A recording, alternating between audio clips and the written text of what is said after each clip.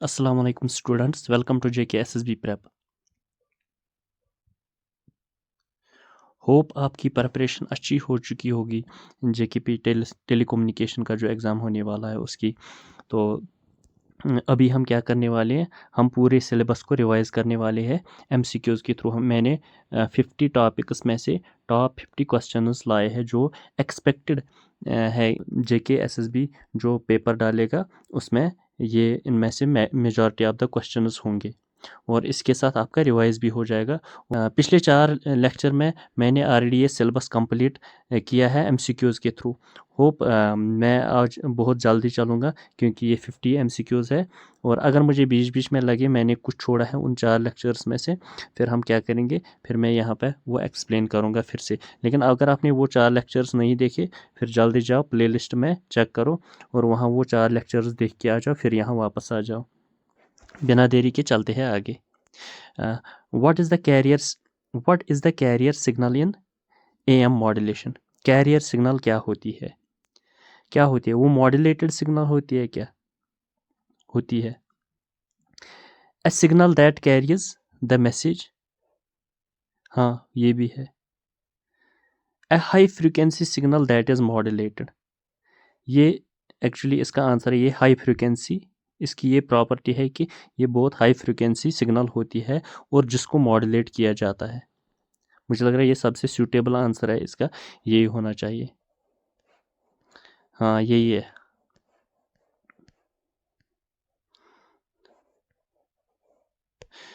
Next question, what is the modulation index in amplitude modulation? ये आपको पता होना चाहिए कि modulation index, am modulation index क्या है वो? ये एम्पलीट्यूड मॉड्यूलेशन का हम क्या कर रहे हैं, एम्पलीट्यूड देख रहे हैं और एम्पलीट्यूड का जो पीक है ना, पीक एम्पलीट्यूड, उसी को रेशो करके किससे, जो हमारा कैरियर वेव है उसी के एम्पलीट्यूड के रेशो से करेंगे। यही है इंडेक्स। कौन सा आंसर आएगा इसका फिर? ये देखिए, ratio of the carrier frequency to that of the modulating, ये मैंने नहीं बताया। Ratio of the peak amplitude, देखो मैंने आपको बताया जो एम्पलीट्यूड है इसी का पीक, ये मैंने आपको बताया of the modulated signal of the carrier amplitude, ये वाला होना चाहिए। Ratio of the carrier frequency to that of modulated frequency, ये मैंने नहीं बताया। मैंने एम्पलीट्यूड के बारे में बताया। Ratio of the frequency of the modulating signal to that of the carrier frequency, तो मॉड्यूलेटिंग सिग्नल टू दैट ये मैंने नहीं बताया आपको। मैंने बताया जो पीक एम्पलीट्यूड है उसको रेशो करेंगे किसके साथ, कैरियर एम्पलीट्यूड के साथ। चलिए आगे, यही है बी पार्ट। तीसरा क्वेश्चन क्या है, what is the which of the following is the primary application of the frequency modulation? FM की प्राइमरी एप्लीकेशन मतलब पहली वाली एप्लीकेशन क्या है? एएम रेडियो में, टेलीविज़न ऑडियो में। देखो पहले मैं आपको बता रहा हूँ, एफएम जब भी आप सुनोगे फ्रीक्वेंसी मॉड्यूलेशन, इसका यही मतलब है कि सबसे कम नॉइज़ और हाई क्वालिटी। और जब ऑडियो किस में होनी चाहिए, वो होनी चाहिए हाई क्वालिटी और जिसमें नॉइज़ ना हो, तभी जाके वो अच्छा रहेगा। तो फिर क्या रह सकता, ऑडियो के बारे में ही होगा वो, television audio. Mobile phones radars में क्या करते हैं हम, एम्पलीट्यूड मॉड्यूलेशन, क्योंकि बहुत दूर तक यही जा सकता है। इसकी फ्रीक्वेंसी लो होती है, ये ज़्यादा डिस्टेंस ट्रैवल कर रहा है, इसलिए इनमें एम ही लगता है। चलिए आगे, which of the following is used to convert a modulated signal back into the original? किस को, ये तो ओबियस है, डिमॉड्यूलेटर ही। ये बात सीधे याद ही रखना। मैंने आपको इससे और एक कंसेप्ट भी बताया था, वो ये डिटेक्टर को भी पढ़ना। वो अगर आपको नहीं पता है, मेरे लेक्चर देखो, वहाँ पे मिल जाएगा डिटेक्टर मैंने क्या बताया था, उस पर एक एमसीक्यूज दिखाया था मैंने। What is the bandwidth required for an amplitude modulation signal? क्या होनी चाहिए एम्पलीट्यूड मॉड्यूलेशन सिग्नल की? वो ऑब्वियसली वो ज़्यादा ही होनी चाहिए, किसकी, मॉड्यूलेटिंग सिग्नल की। जो सिग्नल हमें मॉड्यूलेट करनी है उससे ज़्यादा ही होनी चाहिए। इक्वल तो नहीं आएगा, फिर क्या फ़ायदा है मॉड्यूलेट करने का। हाफ जब आएगा फिर तो वो उससे कम ही हो जाएगा। ना ना, तो ट्वाइस तो होनी चाहिए, यहाँ आएगा ट्वाइस, दुगनी होनी चाहिए, तभी जाके हम मॉड्यूलेट करेंगे, वरना क्या फ़ायदा है। और एक question, which of the following is the की difference between AM and FM? FM और AM की क्या की डिफरेंसेस है? चलिए आगे। AM modulation, AM modulators amplitude, FM modulators, ये तो है डिफरेंस, की डिफरेंस ही है ये। FM has wider band width than AM, ये मैंने आपको बार बार बताया, ये प्रॉपर्टी मैंने आपको बार बार बताई। AM is more susceptible to noise than FM, ये मैंने ऊपर ही बताया कि FM less noise high quality मतलब FM, इसका मतलब ये चारों इसकी प्रॉपर्टीज़ है।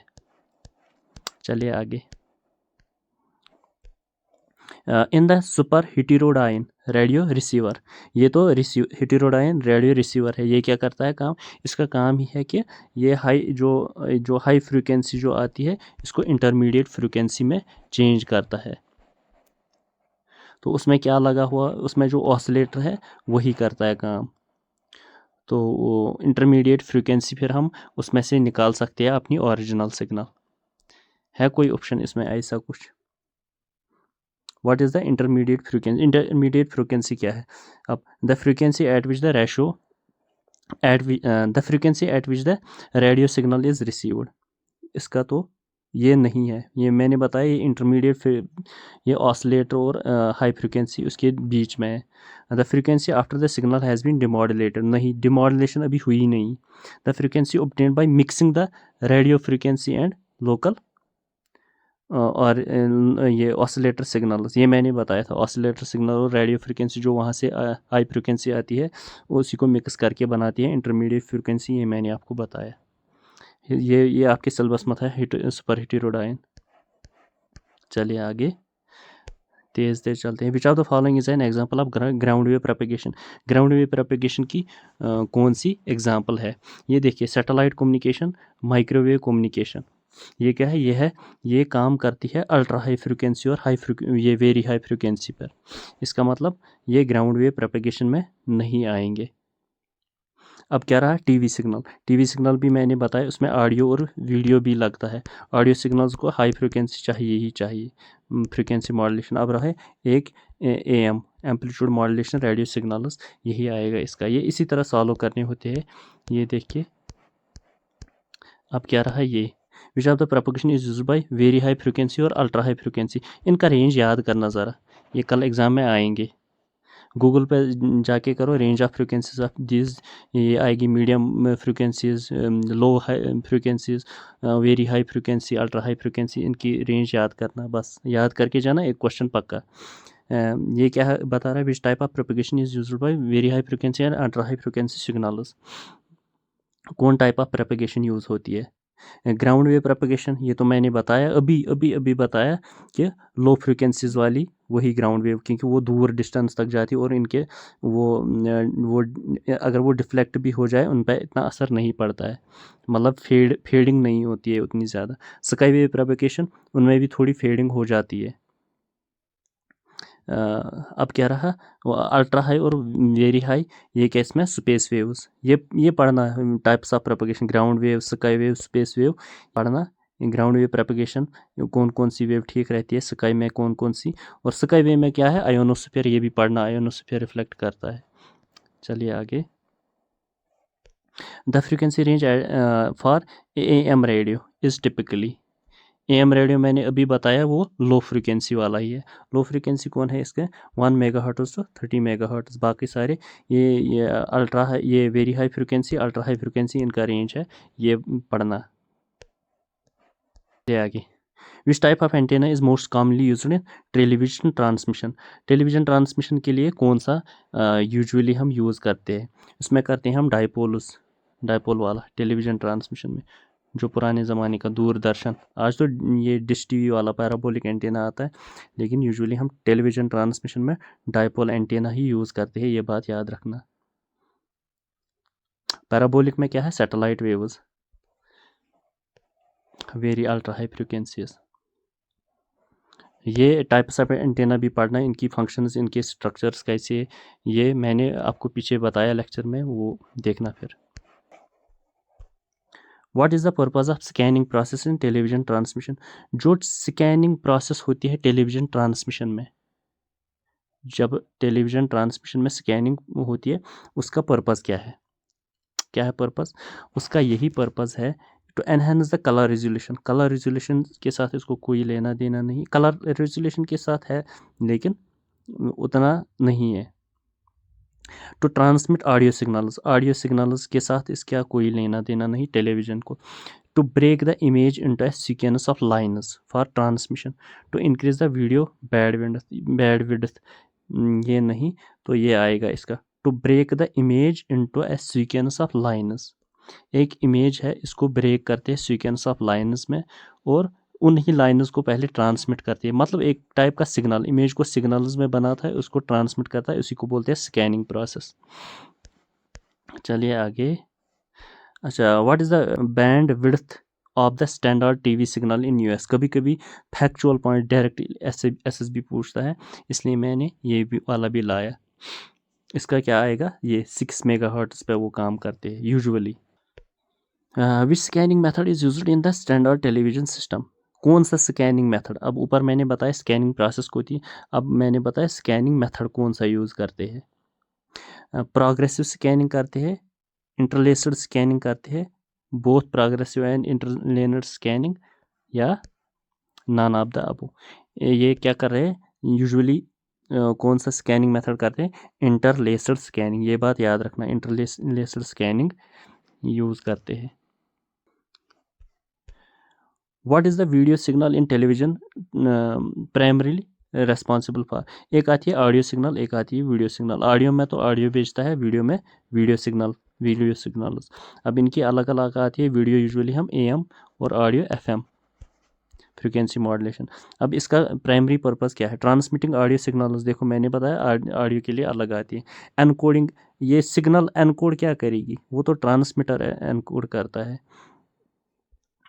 Transmitting bright and colour information. Amplifying signal, ये खुद सिग्नल है, ये क्या एम्पलीफाई करेगा? Transmitting the brightness and colour information. Brightness और कलर इंफॉर्मेशन यही किसकी है? वीडियो सिग्नल की प्राइमरी रेस्पॉन्सिबिलिटी। चलो आगे। In the television transmission the term SSB refers to, ये मैंने अच्छे से पढ़ा है। ये सिंगल साइड बैंड और डबल साइड बैंड, ये लेक्चर देखना पिछला वाला, उसी में है, निकलेगा ये सारा। ये क्या? SSB single side band modulation, A part ही आएगा इसका।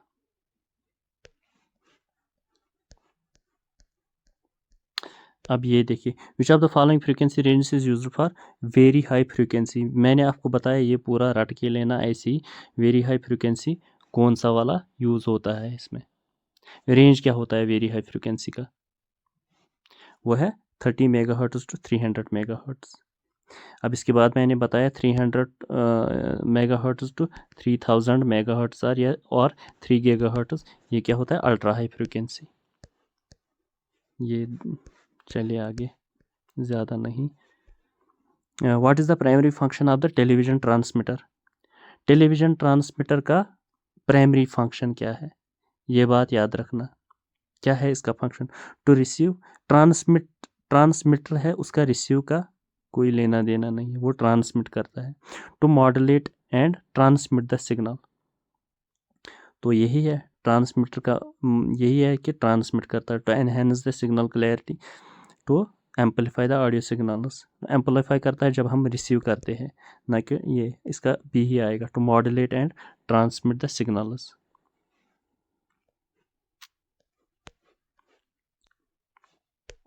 अब रहा है, which of the following is the key component of the television signal? Key component of the television signal क्या है? Audio signal, video signal, synchronization pulses. तो मुझे लग रहा है टीवी सिग्नल में ये सारी होनी चाहिए, इसका ऑल ऑफ द अबव आना चाहिए। हाँ, ऑल ऑफ द अबव ही है। Which of the following is the true about the progressive scanning in television? Progressive scanning मैंने बताया, वो इमेज को कैसे वो करता है, फिर भेज देता है सिग्नल्स। तो ये क्या बता रहा, कौन सा वाला ट्रू है? Scans each line one after another. First scans all even lines, then all odd lines. Uses a high band width with width than interlaced scanning. All of the above. कौन सा आएगा इसका? इसका आएगा ये जो मैंने अभी बताया इमेज को, ये लाइंस में ये करता है, फिर ट्रांसफर करता है, एंड ये scans each line one after other, एक एक लाइन को स्कैन करता है इमेज की।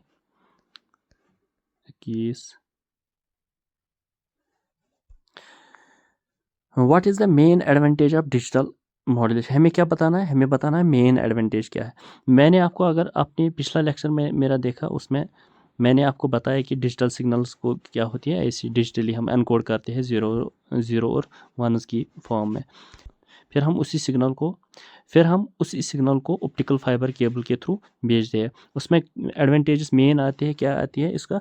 एक नॉइज़ रिडक्शन, नॉइज़ उसमें बहुत कम है, और इंटरफेरेंस बहुत कम हो जाती है इसमें।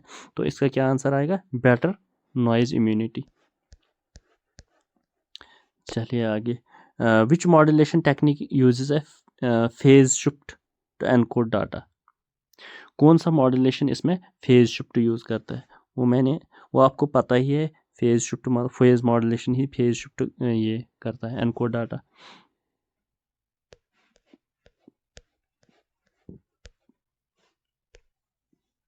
Which of the following is used in frequency division multiplexing? FDM, frequency division multiplexing. देखिए, अगर आपने मेरा पिछला वाला लेक्चर देखा, उसमें मैंने अच्छा बताया मल्टीप्लेक्सिंग क्या होती है। ये बहुत सारी एन टाइप ऑफ सिग्नल्स आती है, फिर जब इस मशीन में डालते हैं, ये क्या करता है, ये एक सिंगल चैनल थ्रू इसको एक ही लिंक के थ्रू भेजता है, फिर रिसीवर के पास। रिसीवर इसको क्या करता है, फिर यहाँ डिप में मल्टीप्लेक्सर यहाँ मशीन होती है, वो इनको क्या फिर अलग अलग करती है और भेजती है, रेस्पेक्टिव जो रिसीवर है इनको ही करता है। ये है मल्टीप्लेक्सिंग का वो। फ्रीक्वेंसी मल्टीप्लेक्सिंग, फ्रीक्वेंसी डिवीजन क्या होता है? जो अलग अलग फ्रीक्वेंसीज़ में ये डालता है एक ही चैनल के थ्रू, लेकिन फ्रीक्वेंसी डिवीजन होता है इसमें। और एक आता है time division. Time division multiplexing क्या होता है? जिसमें टाइम अलग अलग टाइम में ये भेजता है, एक ही चैनल में, लेकिन अलग अलग टाइम पे। इसको बोलते हैं TDMA, और ये है FDM। तो क्या होगा इसका? फिर इसका आएगा यही फ्रीक्वेंसी बैंड्स का ही, टाइम वाला मैंने बताया TDMA। चलिए आगे। In a mobile communication what is primary function of a cell site? Cell site मतलब सीधे एंटीना जो हम लगाते हैं, जिसको हम टावर बोलते हैं यहाँ। वो रिसीव भी करता है और ट्रांसमिट भी करता है। हमारे फ़ोन है यहाँ, हम इसको सिग्नल भेजते हैं, ये फिर ट्रांसमिट करता है जहाँ हमें सिग्नल भेजनी हो। इसी को बोलते हैं सेल साइट। अब क्या है इसका प्राइमरी फंक्शन? क्या है प्राइमरी फंक्शन? यही है, transmit radio signals to a mobile phone. ये मैंने आपको बताया ही कि ये एंटीना का काम है।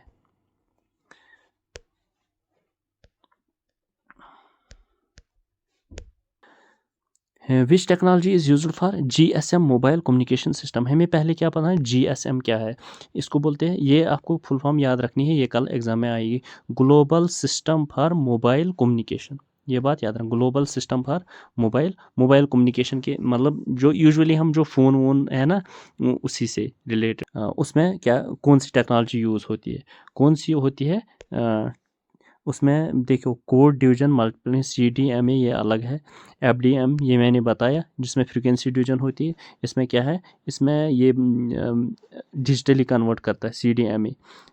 इसका रेंज बहुत कम होता है, और इसका रेंज बहुत ज़्यादा है। किस GSM में बहुत रेंज ज़्यादा होता है। अब टाइम डिवीजन मल्टीप्लेक्सिंग ये क्या करता है? ये टाइम को डिवाइड करता है, मतलब इतनी टाइम इंटरवल में ये सिग्नल जाएगी, इतने टाइम इंटरवल, हर किसी सिग्नल को अलग अलग टाइम दिया जाता है, और तभी जाके ये फिर इनमें वो ओवरलैपिंग नहीं होती है, इंटरफ्रेंस नहीं होती है, इसलिए ये। लेकिन इसमें नॉइज़ थोड़ा रहता है, इसलिए ये हम ग्लोबली यूज़ करते हैं। ये G से मतलब ही ग्लोबली यूज़ करें। इसमें टाइम डिवीजन मल्टीप्लेक्सिंग यूज़ होती है। ये पढ़ना कोड डिवीजन मल्टीप्लेक्सिंग क्या है, फ्रीक्वेंसी, क्योंकि ये आपके सिलेबस में है, ये अच्छे से रिवाइज करना। चलिए आगे। अब क्या है? What does the GSM stands for in the mobile communication? ये क्वेश्चन सीधे आ सकता है, जो मैंने आपको बताया, global system for mobile communication, ये आएगा, ये global system for mobile communication. चलिए आगे। Which of the following device is use to multiplex signal in optical fibre communication कौन सा इसमें यूज़ होता है? Modulation, multiplexer, demodulator and amplifier. ये मैंने आपको बताया है। मल्टीप्लेक्सर ये मल्टीप्लिकेशन सिग्नल ऑप्टिकल कम्युनिकेशन के लिए यूज़ होता है।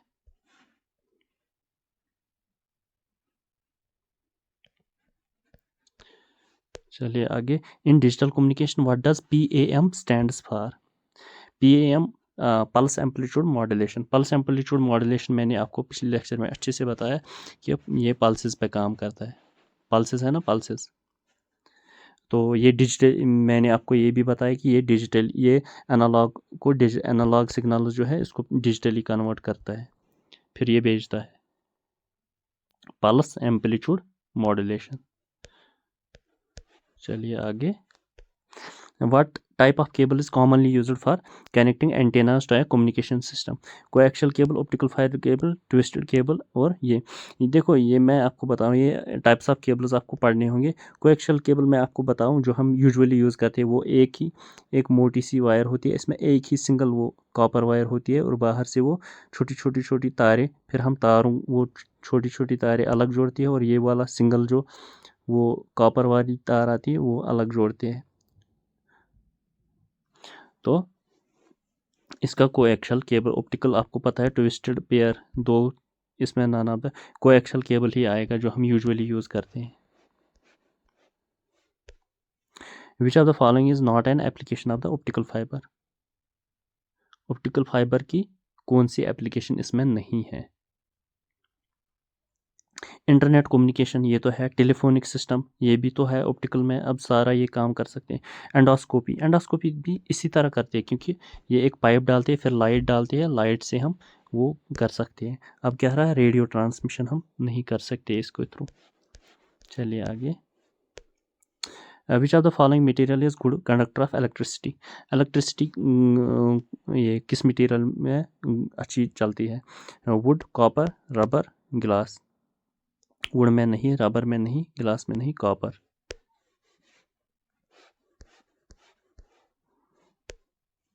What is the unit of electrical power? Power का कौन सा यूनिट है?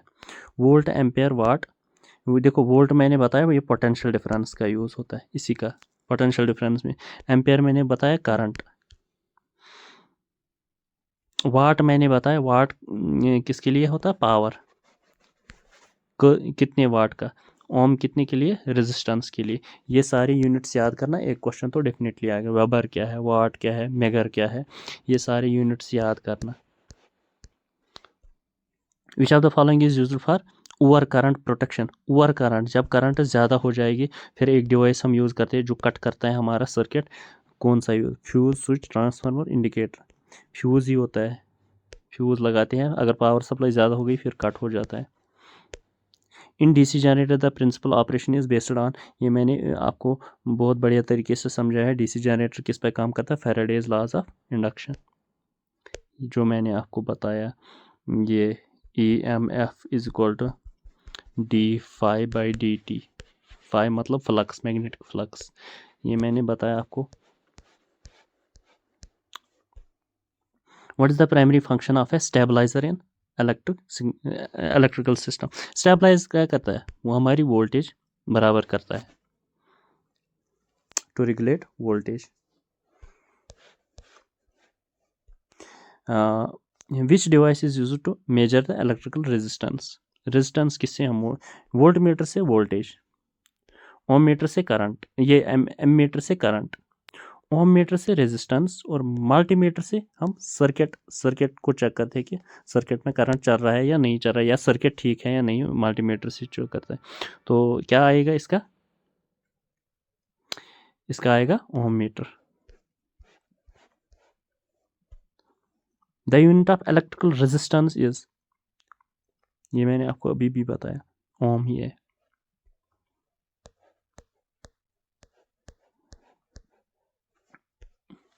What is the function of relay in electrical system? देखिए, रिले क्या होता है? रिले एक टाइप का स्विच ही होता है। मिसाल के तौर पर आपके घर में AC लगा है, आपके पास रिमोट है, रिमोट को आप पावर बटन देते हैं और यहाँ से AC खुल जाता है, तो आप यहाँ से अंदर एक रिले हो जाता है स्विच टाइप का, सिग्नल इसको जाती है, इसको पता चलता है कि अब मुझे ये ऑन करना है और ये ऑन करता है। ये भी एक टाइप का स्विच ही है, लेकिन इलेक्ट्रॉनिक। मिसाल के तौर आपके पास टीवी है, टीवी के पास रिमोट है, रिमोट को पावर ऑन करते हो, इसको पता चलता है मुझे पावर सप्लाई करना है, फिर ये ऑन हो जाता है और पावर सप्लाई करता है। क्या रहेगा फिर इसका answer?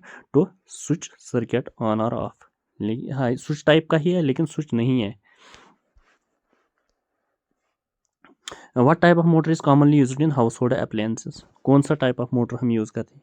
DC motor, induction motor, synchronous motor, universal motor. Universal motor होता है जो डीसी और एसी दोनों होता है, तो यूजुअली हम यूनिवर्सल मोटर यूज़ करते हैं। which of the following which of the following is true about 3-phase motor? ये मैंने आपको समझाया ही कि 3-phase मोटर क्या है, काम कैसे करता है, तो मुझे ज़्यादा बताने की ज़रूरत नहीं है, ये फिर लंबा हो जाएगा। They have a high starting torque. They are used in large industrial applications. They do not require a starter. देखो ये तीनों की तीनों सही है, क्योंकि इसमें कंसिस्टेंट पावर सप्लाई चलती है और हाई ये स्टार्टिंग टार्क भी होती है और स्टार्टर की भी ज़रूरत नहीं होती, ये ऑटोमेटिक होता है, तो इसका ऑल ऑफ द अबव आएगा।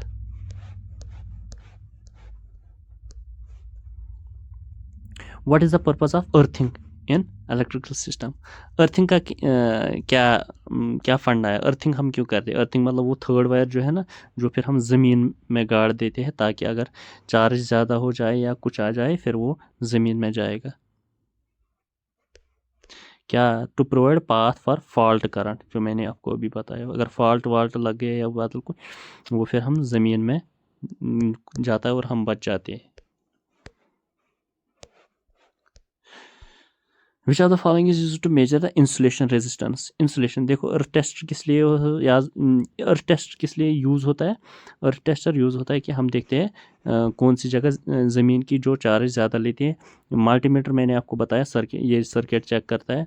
मेगर ही है, मेगर अभी छोड़ो, एम मीटर को मैंने अभी बताया, ये करंट मेजर करता है। अब मेगर क्या है? मेगर ही है वो जो इंसुलेशन रेजिस्टेंस। ये कल डेफिनेटली ये क्वेश्चन एग्जाम में आएगा। मेगर मतलब यूनिट तो एक आएगा ही, ये इंसुलेशन के लिए यूज़ होता है। देखो, इन अ 3-phase induction motor what is the effect of slip? पहले हम बताएंगे स्लिप मैंने आपको बताया पीछे स्लिप क्या होता है। स्लिप क्या, एक होता है रोटर, एक होता है स्टेटर। तो जो रोटर का जो मैग्नेटिक फील्ड की स्पीड जो है, टू रोटर की जो मैग्नेटिक फील्ड की स्पीड जो है to that of the stator की का भी कोई मैग्नेटिक फील्ड हो उसकी स्पीड, तो ये स्लिप वही है। तो स्लिप डिक्रीज कब हो जाएगा? जब मोटर की स्पीड इंक्रीज हो जाएगी, यही फंडा है। तो इसका ऑप्शन आएगा यही। अगर आपने 3-phase मोटर नहीं पढ़ा फिर अभी भी पढ़ लो, अभी भी टाइम है। 3-phase मोटर में क्वेश्चन आ सकता है।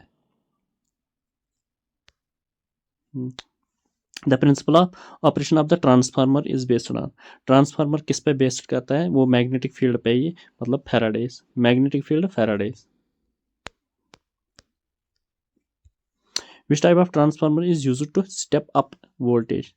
स्टेप अप का मतलब ही है स्टेप अप ट्रांसफार्मर, मतलब जो लो वोल्टेज को हाई वोल्टेज में कन्वर्ट करता है, फिर हम स्टेप्स ऊपर ऊपर करते हैं।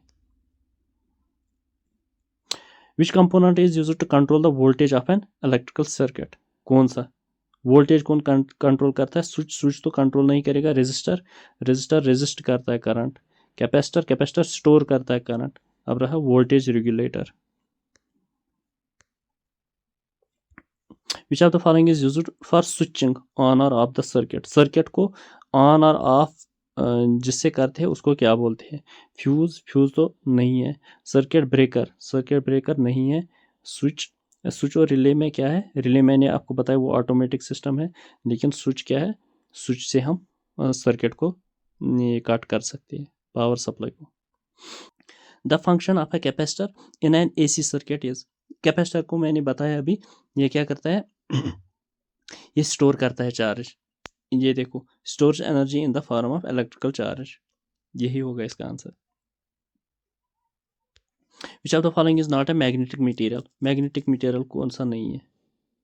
आयरन, स्टील, कॉपर, निकल। आयरन भी है, स्टील भी है, निकल भी है। अब रहा कॉपर, कॉपर को मैग्नेट से कुछ नहीं होता है। Which of the following is true about the AC circuit, AC circuit के लिए कौन सा स्टेटमेंट ट्रू है? Voltage and current are in phase, voltage and current phase में है। Voltage and current are 90 degrees out of phase in inductive circuits. Power factor is 0 in purely resistive circuits. None of these. कौन सा वाला आएगा? इसका आएगा ये, voltage और करंट जो है ये 90 डिग्री आउट ऑफ फेज होते हैं इंडक्टिव सर्किट में। होप ये सेशन आपको अच्छा लगा होगा। कमेंट में ज़रूर बताइए आपको कितना स्कोर आता है। अगर आपके 35 से ऊपर मार्क्स आते फिर आपकी प्रिपरेशन ठीक है। अगर आपको किसी भी टॉपिक में, अभी आपको जो मैंने 50 क्वेश्चन, ये मैंने 50 टॉपिक से उठाए। अगर आपको लगे कि आपने कोई चीज़ नई सुनी या किसी पे आपका अभी भी होल्ड नहीं है, जाके अभी कोई गूगल से देखो या कोई लेक्चर देखो, वहाँ से वो क्लियर करके आ जाओ ताकि आपको कल कोई दिक्कत ना हो जाए। आज के लिए इतना ही, थैंक यू। चैनल को सब्सक्राइब करो, अगर आपको ये सेशन अच्छा लगा लाइक करो और अपने दोस्तों के साथ शेयर करो, क्योंकि यही टाइम है अगर कोई मार्क्स गेन हो जाएगा आपको। Thank you.